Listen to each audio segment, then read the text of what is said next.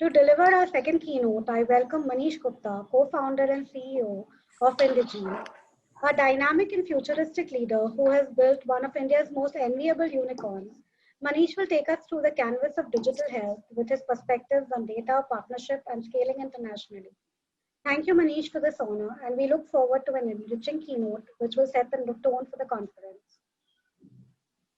Over to you, Manish. Thank you, Shivangi. First of all, thank you, Mumbai Angels, for inviting me for this event. It's a privilege and pleasure to be here with all of you today. I wish when we started 21 years back, we had organizations like Mumbai Angels and forums like this. I would bet that I would have had lesser gray hair than I have right now if those options were available. Now, having said that, let me talk about our sector. Few of the sectors of the world economy touch and improve every human life the way healthcare and life sciences does. Yet, for one of my key roles has been to evangelize the tremendous opportunity healthcare and life sciences offers, primarily to students, but also to aspiring entrepreneurs.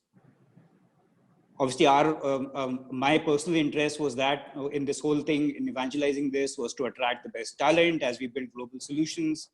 And I've been at it for years. This part of my job definitely has got easy with the pandemic. There is more interest in this space than there has ever been. It's an amazing thing to see how all researchers across the world, life science companies are doing whatever it takes to accelerate development of a vaccine, also cures for corona. We're seeing, and on the other hand, you also have, you see doctors, paramedics selflessly throwing themselves on the frontiers of this battle. I think it's very safe to say that this is the finest hours for healthcare. And it's also it's a time for all of us to be, who are associated with this whole area, with this industry, to be incredibly proud about the industry we operate and serve in. It's just an amazing time to be in this industry. Once again, repeat that. Now, one of the things that's also become evident in this pandemic is that the nature of healthcare is global. And that's probably true for many of the other problems you're going to face as we, over the next few decades, things like climate change and stuff like that. A lot of people like Steven Pinker, Yuval Harari have been talking about it, right? That our challenges, big challenges are going to be global, and the pandemic proves that really in a fairly significant way. It is also proved that the role technology, digital data can play. All of us have seen how we have shifted towards digital channels across the board. There has been a shift towards data-driven approaches, AI, digital in a fairly significant way. I would reckon that achievements in this whole area, which would have taken a few years, and actually more than achievements, even the mindset change has happened over the last 6 months. It is in this backdrop that I'm going to share some of my views on internationalization and data, right? Data partnerships and data approaches in the life sciences space. Now, let me start off with the whole internationalization and globalization, right, of your companies. And that's something we at Indegene have done over the years. So that's going to be one of the first things I'm going to be sharing with. And let me start with the why, right? Why does this make sense? Now, if you step back a few decades back, there are few visionary, brave entrepreneurs, right, who set out using their organizational capabilities and their own capabilities to take their capabilities and put India on the map of the global life science industry, right? Over time, we started getting called the pharmacy of the world. Now, along with the software industry, right, I would reckon that this industry has really, these entrepreneurs really put India on the map. I still remember a couple of years back, this must be probably a decade back, I was one of my usual trips to the US, which I used to do very often.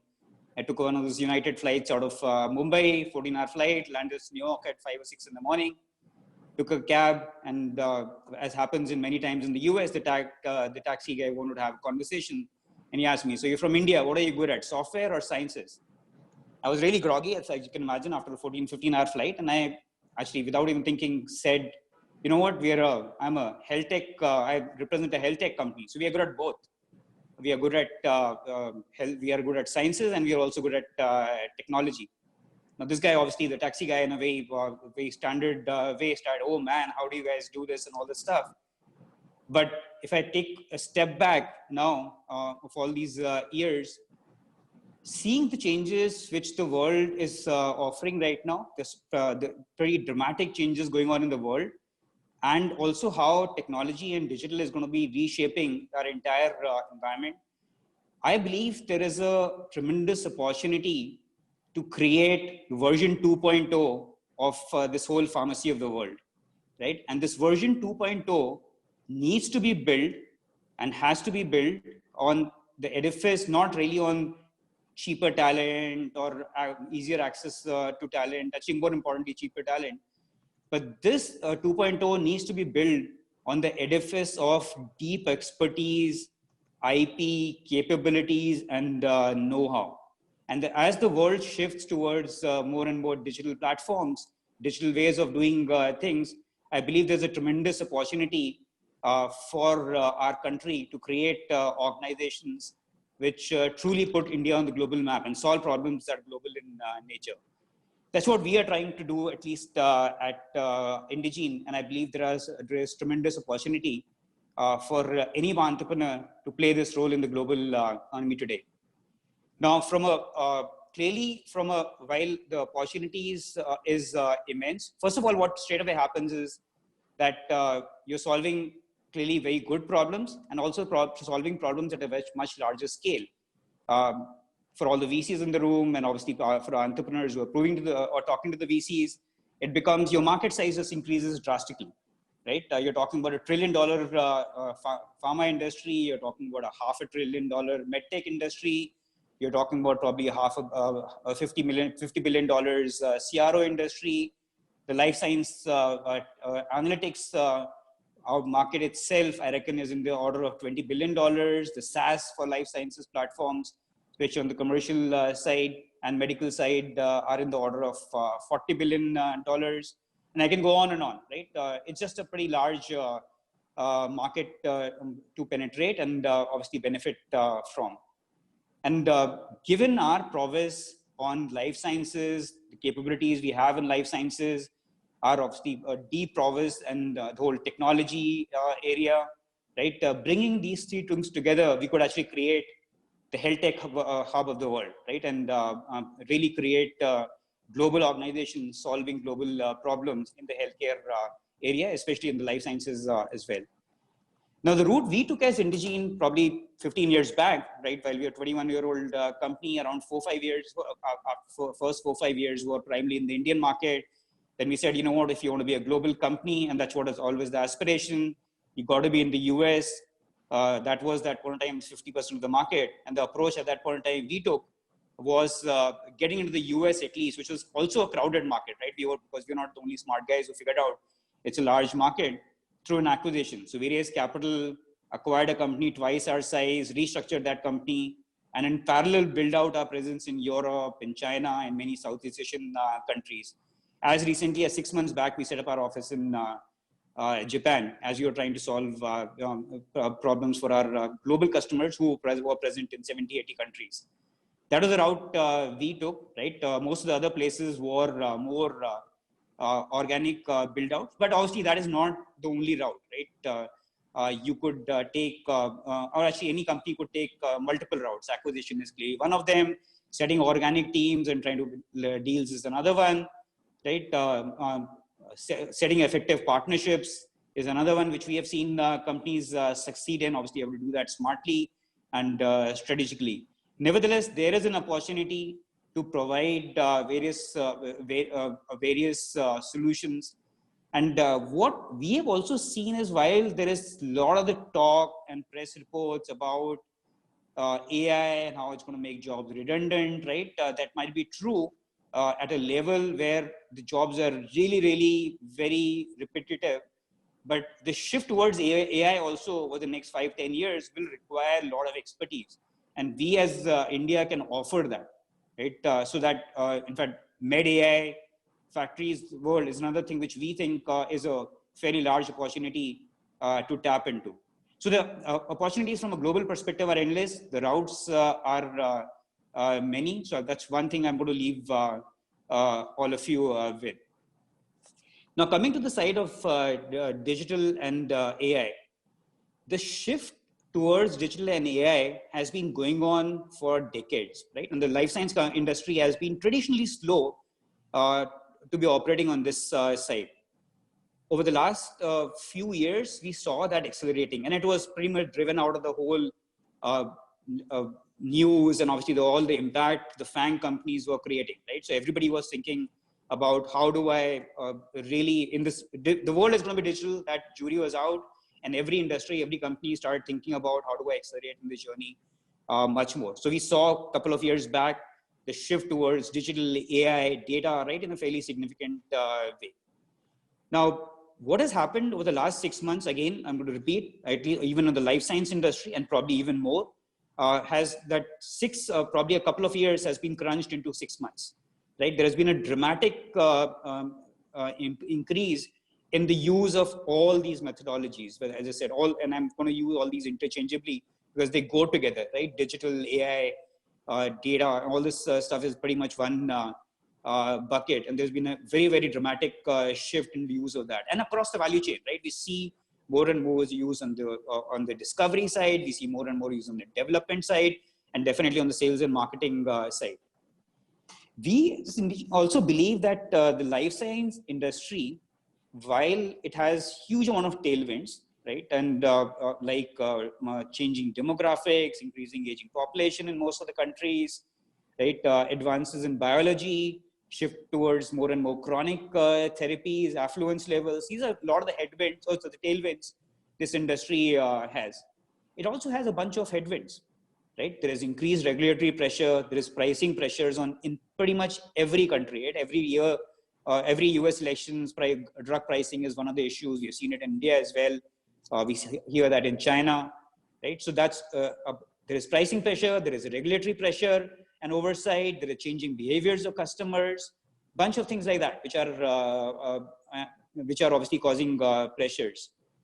Now, we believe that digital and AI-driven fundamental redesign of how you bring products to the market, how you manage your products, right, across the board, offers a way to deal with some of these headwinds, right? You could actually do things, the life science industry could do things much more effectively and efficiently using these methods. Obviously, a lot of the processes will have to be redesigned, and that's an immense opportunity for everyone. Now, coming back to the pandemic, right, and some of the changes this happened, we partner with a lot of technology companies across the board, all the large ones, right, and we have also heard and seen that there's been a dramatic shift towards moving data to cloud, to use various machine learning methods, right, using AI, and figure out how you could do better on the prediction side and on the intervention side. So a lot of data sets are coming together to really accelerate use of AI across the board. Life science industry over the last few years itself has anyway been very actively using data and the whole real world data practice. Every pharma company now has a very active and strategic real world data, real world evidence practice, right? And they're combining data sets from genomics data, claims data from insurance companies, EMR data, a lot of their own internal data sets from their discovery, interactions with the various consumers, whether it's patients or doctors, and trying to make sense out of it, right? And trying to make sense in terms of coming up with better candidates, designing protocols to do trials more efficiently, attracting the right patients from a digital side, doing in sales and marketing in a much more targeted way, right? So a lot of these data sets are being used across the board on this side. Now, we as Indegene, some of the problems we are trying to solve for the industry have been, first of all, that how do we develop better customer experience, which is essentially physician and patient experience, while improving business results, which are obviously revenues and prescriptions, at significantly reduced sales and marketing costs, right? And all that is using digital and AI. So that's one big problem we try to solve for the industry. The second problem which we try to solve from a data approach is that how do you do development and trials much more efficiently? As I said, using real-world data, real-world evidence based and data and digital-driven approaches. The third one is that how do you increase the probability of your regulatory approvals, probability and the cycle times for regulatory approvals using AI in a fairly significant way. Now, these are some of the problems we are trying to solve, but there's a plethora of problems that need to be solved across the board. And we have seen this in a fairly significant way, right? So there are tremendous opportunities. And I want to again reiterate that we as a country have the skill sets to play this, really add value to the global pharma industry in a fairly significant way by bringing in our expertise on life sciences and technology together. With this, I would wish all of you who want to embark on this journey best of luck, and thank you so much. Thank you, Manish, for that insightful keynote address.